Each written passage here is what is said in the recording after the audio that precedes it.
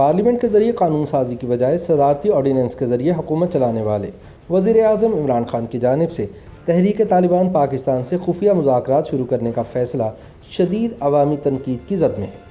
اور یہ کہا جا رہا ہے کہ جب انتہا پسندی کے خاتمے کے لیے نیشنل ایکشن پلان پارلیمنٹ نے متفقہ طور پر بنایا تھا تو اس کے برخلاف جانے کے فیصلے پر پارلیمنٹ کو اعتماد میں کیوں نہیں لیا گیا۔ وزیر اعظم عمران خان کی جانب سے تحریک طالبان پاکستان سے خفیہ مذاکرات اور عام معافی کی تجویز اس وقت شدید عوامی تنقید کی زد میں ہے، اور ناقدین کا کہنا ہے کہ ایسا کوئی بھی فیصلہ وزیر اعظم عوام کے منتخب پارلیمنٹ کو اعتماد میں لیے بغیر کرنے کے مجاز نہیں تھے، خصوصاً جب اسی پارلیمنٹ نے طالبان کے خلاف نیشنل ایکشن پلان تمام جماعتوں کے اتفاق رائے سے منظور کیا تھا۔ اپوزیشن قائدین نے افسوس کا اظہار کرتے ہوئے کہا ہے کہ NRO نہ دینے کے دعوے دار عمران خان نے پارلیمنٹ سے بالا ہی 80,000 معصوم پاکستانیوں کو شہید کرنے والی دہشت گرد تنظیم کے ساتھ نہ صرف مذاکرات شروع کر دیے ہیں بلکہ انہیں عام معافی کی پیشکش بھی کر دی، جو کہ وطن سے غداری کے مترادف ہے۔ پیپلز پارٹی کی سینیٹر شہری رحمان نے کہا کہ وزیر اعظم حزب اختلاف کی جماعتوں کے ساتھ مذاکرات کرنے سے انکاری ہیں، لیکن معصوم شہریوں کے قاتلوں کے ساتھ مل بیٹھنے پر راضی ہیں۔ شہری رحمان نے سوال کیا کہ TTP کو معافی دینے کی بات کرنے سے پہلے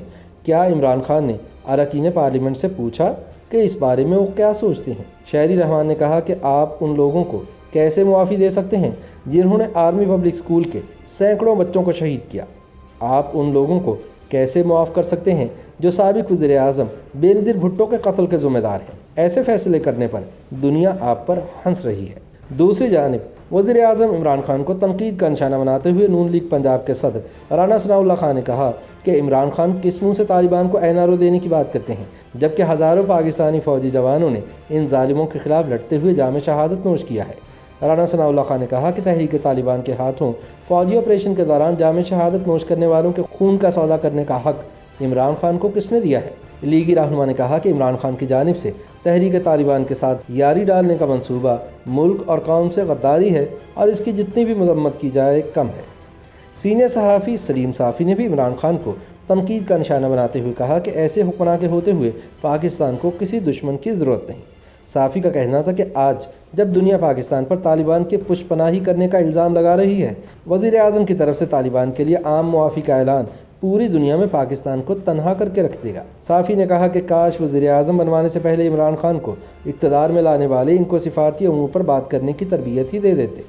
یا کاش مخدوم شاہ محمود قریشی میں اتنی ہمت ہوتی کہ عمران خان کے سامنے کہہ سکتے کہ خارجہ معاملات پر اس انداز میں بولنے سے ان کا نہیں بلکہ پاکستان کا نقصان ہوتا ہے۔ اسی معاملے پر سینئر صحافی غریدہ فاروقی نے سوال کیا کہ ایک قلعدم تنظیم کو رام کرنے کی خاطر ہم اتنا کیوں جھک رہے ہیں؟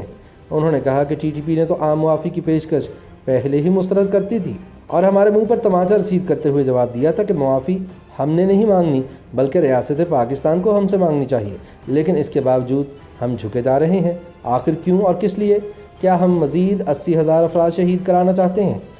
غریدہ فاروقی نے کہا کہ اس طرح کی پیشکش سے ریاست پاکستان کی رٹ ختم ہو جائے گی۔ سینئر صحافی اسد علی طور نے اس معاملے پر تبصرہ کرتے ہوئے کہا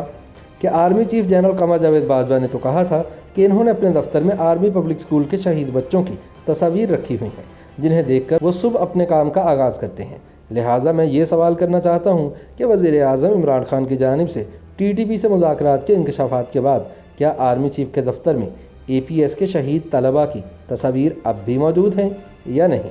دوسری جانب وفاقی وزیر برائے اطلاعات و نشریات فواد چودھری نے طالبان کو معافی دینے کی پیشکش کا دفاع کرتے ہوئے کہا ہے کہ ریاستی پالیسیاں ایک مخصوص پس منظر میں بنتی ہیں۔ TTP کے مختلف گروپس ہیں، ان میں سے کچھ ایسے بھی ہیں جو پاکستان کے ساتھ اپنی وفا کا عہد نبھانا چاہتے ہیں۔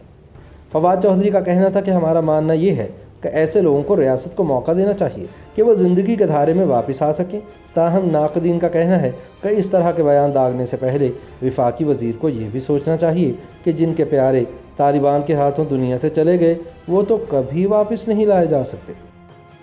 YouTube پر گوگلی نیوز دیکھنے کے لیے youtube.com کی سرچ بار میں گوگلی نیوز TV ٹائپ کریں۔ گوگلی نیوز کے پیج پر سرخ رنگ کے سبسکرپشن والے بٹن پر کلک کرنا نہ بھولیے۔ YouTube پیج پر اپلوڈ ہونے والی ویڈیوز سے باخبر رہنے کے لیے بیل آئیکن پر کلک کیجیے۔ آپ کو ہر نئی ویڈیو کے بارے میں نوٹیفیکیشن موصول ہو جائے گا۔